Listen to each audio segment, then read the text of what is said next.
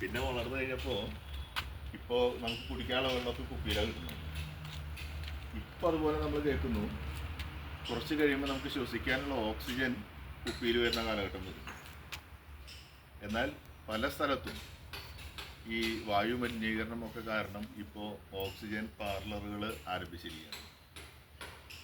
അപ്പോൾ ഈ പ്രകൃതിയെ നല്ല രീതിയിൽ സംരക്ഷിക്കേണ്ടത് നമുക്ക് നമ്മുടെ മുൻ തലമുറ നന്നായി കൈമാറിയതുപോലെ അടുത്ത് വരുന്ന തലമുറയ്ക്ക് ഏറ്റവും നല്ല രീതിയിൽ ഈ പ്രകൃതിയെ കൈമാറേണ്ടത് നമ്മുടെ ഓരോരുത്തരുടെയും ഉത്തരവാദിത്വമാണ്. അപ്പം അതിനെ ഒരു മരം വെച്ച് പിടിപ്പിക്കുക എന്നുള്ളത് നമ്മുടെ ഏറ്റവും മിനിമമായിട്ടുള്ളൊരു കടമയിൽപ്പെട്ടതാണ്. അതും കൂടി പ്രോത്സാഹിപ്പിക്കുക എന്നുള്ള രീതിയിലാണ് മകൾക്കൊരു മരം എന്നുള്ള രീതിയിൽ ഈ പദ്ധതി വിഭാവനം ചെയ്തിട്ടുള്ളത്.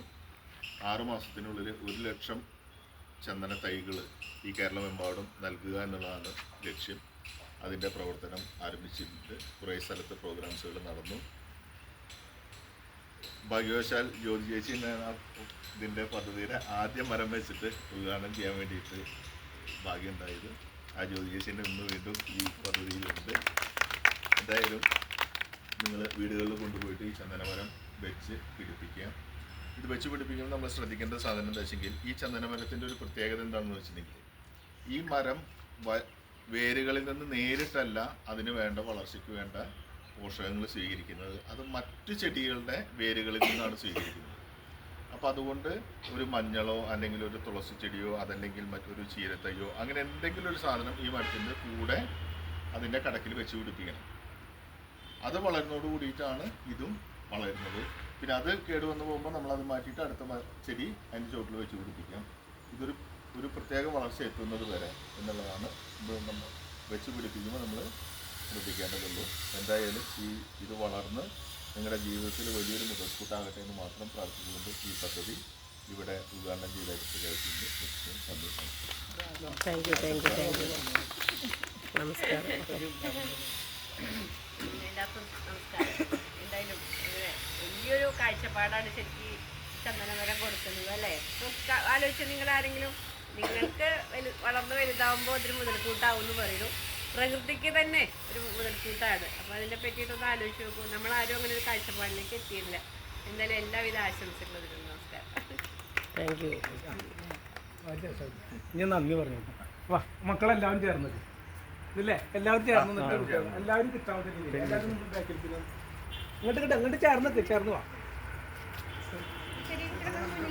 ചെറിയ കുട്ടികളൊക്കെ മക്കളുണ്ട്.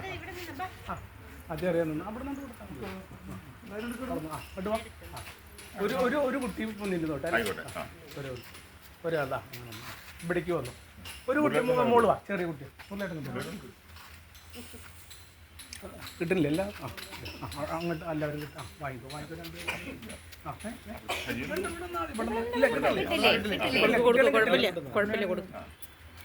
മക്കൾ ചേർന്നിട്ടുണ്ട്. കിട്ടുന്ന വീട്ടിൽ കിട്ടില്ലേ?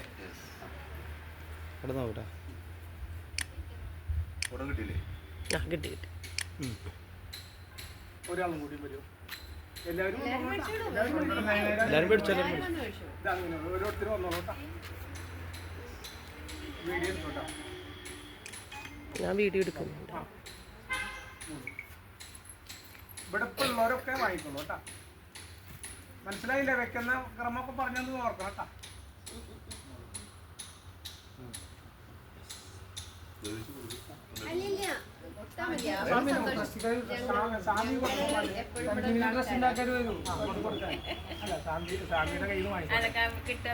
അതെല്ലാം ഒരു ഐശ്വര്യം അല്ലേ? എന്നിട്ട് തൈ എല്ലാവരും പിടിച്ചു നിൽക്കുന്നത് ഞങ്ങളുടെ ചുക്കുള്ളത്. ചേട്ടനെ ഇവിടെ കാണുന്നു ഞാൻ വിചാരിച്ചിട്ടില്ല. മക്കള് വാ.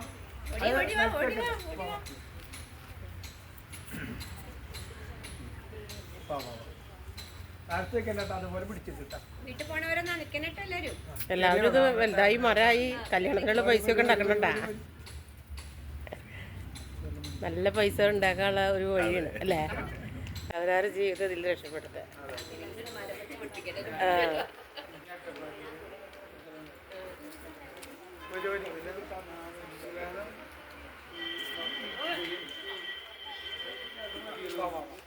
എനിക്ക് നീ ഫോണിൽ പിന്നെ അത് കൊള്ളവർക്ക്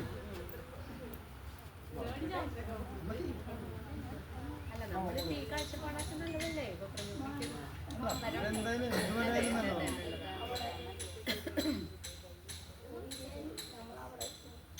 ഞാനില്ലല്ലോ ഞാൻ നമ്മുടെ മുകളിലത്തെ മറ്റുള്ള കുട്ടികൾക്ക് കൊടുക്കാം പിന്നെ ഇവിടെ വെക്കാം ഇതൊന്ന് പിടിച്ച സ്വാമി എന്നൊന്ന് ഞാൻ മേടിക്കട്ടെ. സ്വാമി ഒരു മരം എനിക്കില്ല.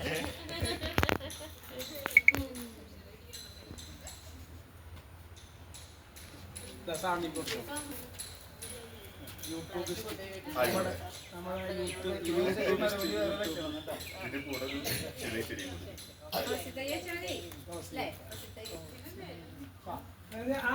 ചെടി പിടിച്ചിട്ടേ മക്കള് ചെടി പിടിച്ചിട്ട് അങ്ങോട്ട് വാ ചെടി പിടിച്ചിട്ട്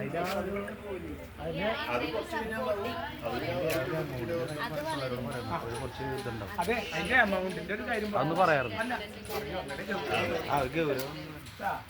മക്കള് ശ്രദ്ധിക്കണം. കാരണം വെച്ചിട്ട് അതിന് നല്ല മൂല്യം ഉണ്ടെന്ന് പറഞ്ഞിട്ടുണ്ടെങ്കിൽ തന്നെ ഇതൊരു 10-15 വർഷം വളർന്ന് നല്ല രീതിയിൽ വളർന്നു കഴിഞ്ഞ് എത്തിക്കഴിഞ്ഞിട്ടുണ്ടെങ്കിൽ ഇത് വെട്ടിയാൽ നമുക്ക് കിട്ടുക ഏകദേശം 20 ലക്ഷം രൂപയാണ്.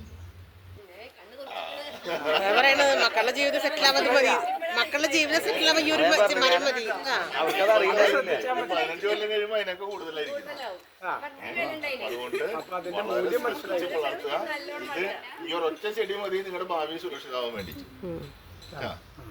സാരായിട്ട് കാണണ്ടെന്ന് സ്വാമിയോട് നന്ദി പറഞ്ഞോളൂ. എല്ലാവരും നന്ദി പറഞ്ഞോളൂ. നന്ദി പറഞ്ഞു. അല്ല ട്രസ്റ്റിന്റെ ആൾക്കാരാണ്. പറയോ, 2 വാക്ക് പറയോ. ഗായത്രി ആരാ പറഞ്ഞ? മോള് പറഞ്ഞു. ആ പറഞ്ഞ എന്താ പറയണ?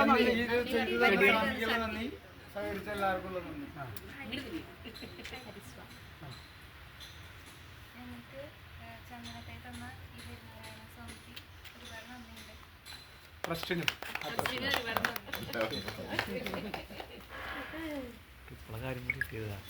പറഞ്ഞപ്പോൾ മനസ്സിലായി കുറച്ച് അതിന്റെ ഗൗരവം കിട്ടിയില്ലേ? അല്ല